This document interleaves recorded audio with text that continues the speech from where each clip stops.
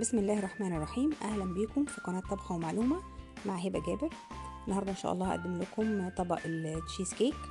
مش هقولك دي اجمل تشيز كيك ممكن تاكليها في حياتك، بس هي فعلا جميله، وانا من ساعه ما بدات اعملها وانا ما بقدرش اكل بتاعه بره دي نهائي.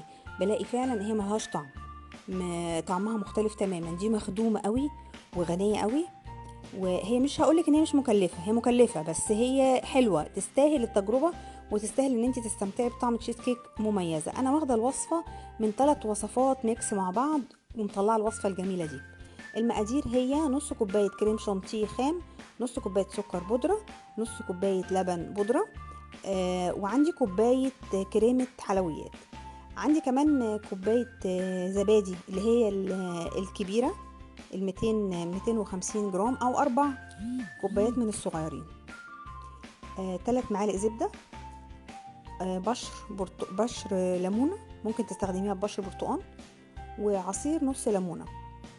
انا بحب استخدم البسكوت اللي هو بالزبده اللي هو دنش ده. باخد باكت او باكت ونص حسب ما بتحبي السمك بتاع الديسك بتاعها.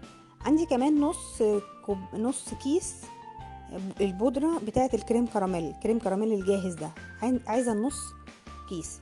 وبستخدم كمان 4 قطع او 5 قطع جبنه كيري اللي هي المربعات.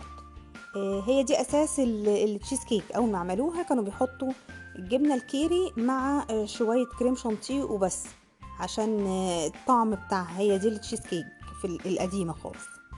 الطريقه هي عشان نعمل ديسك البسكوت زي ما كلنا عارفين. هجيب البسكوت هحطه في الكبه او في الميكسر او في الخلاط زي ما تحبي. هفرمه، وبعد ما افرمه ويبقى ناعم كده معايا ولطيف في حبيبات بسيطه قوي، هحط عليه الزبده وتكون بدرجه حراره الغرفه عشان تتجانس كلها مع بعض، يعني ما طلعهاش من التلاجة عشان ما اضطرش ان انا افرم البسكوت قوي.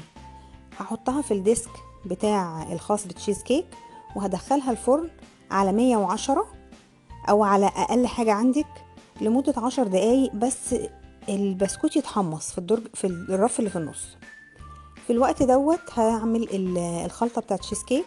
هحط كل المكونات اللي عندي اللي فاضله مع بعض: اللبن البودره على السكر البودره على الكريم شانتيه على الزبادي يكون من غير ميه. احرصي ان انت تشيلي الميه اللي عليه عشان ما تخليش الخلطه سايبه. على نص باكت الكريم كراميل. نص باكت الكريم كراميل اللي بيعمل عمليه ربط زي الجيلي، كاني ربطاهم مع بعض، بتخليها متماسك وفي نفس الوقت طعمه لطيف، بيدي طعم حلو. على الجبنه، لو عايزه تزودي جبنه زودي، هو مقدار 4 كويس، بس اللي انت لو حباها اكتر يبقى طبقه التشيز عاليه فممكن تزودي زي ما انت عايزه. بس كده. لو حابه تحطي شويه فانيليا يبقى ما تحطيش البرتقال او الليمون، بس انا بفضل البرتقال او الليمون، بيديها طعم حلو قوي. هخلطهم بقى مع بعض قوي لغايه لما يبقى قوامهم كريمي. هو المقدار ده على صينيه 28 بيبقى مظبوط.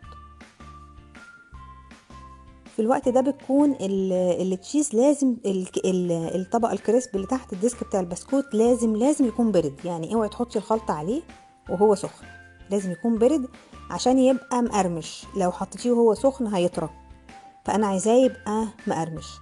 وعندك الخلطه دي عشان ما فيهاش بيض ولا فيها اي حاجه فما بتحتاجش ان هي تدخل فرن كتير، بس انا بحب المخبوزه عن اللي هي بدون خبز، دي بيبقى طعمها احلى شويه. طبعا هي كمية الكالوريز بتاعتها عالية، بس هي جميلة فعلا، يعني حتة مش هتخسر. بصي بقى القوام بقى عامل ازاي. هنا الديسك بتاعي خلاص هيكون برد، هنزل عليه طبقة التشيز اللي عملتها على الديسك بتاع البسكوت بعد ما برد. بأكد ان هو يكون برد، وبعدين بحطها في الفرن على الشواية. كل التفاصيل دي هكتبها لك في الديسكريبشن عشان ما تنسيش حاجة. هحطها في الفرن تحت الشواية حوالي 10 دقايق، وبعدين بخرجها اسيبها تبرد، هتلاقيها مسكت على طول معاكي. بسيبها تبرد وبعد كده بزوقها زي ما انا عايزه، بجيلي، بشوكولاته، بمربى، باي حاجه. وبألف هنا وشفا. وما تنسيش تشتركي في القناه وتشيري الفيديو للافاده، ولو عجبتك الريسيبي لايك اند شير. مطبخ هبة جابر، طبخة ومعلومة. اشوفكم ان شاء الله في وصفة جديدة.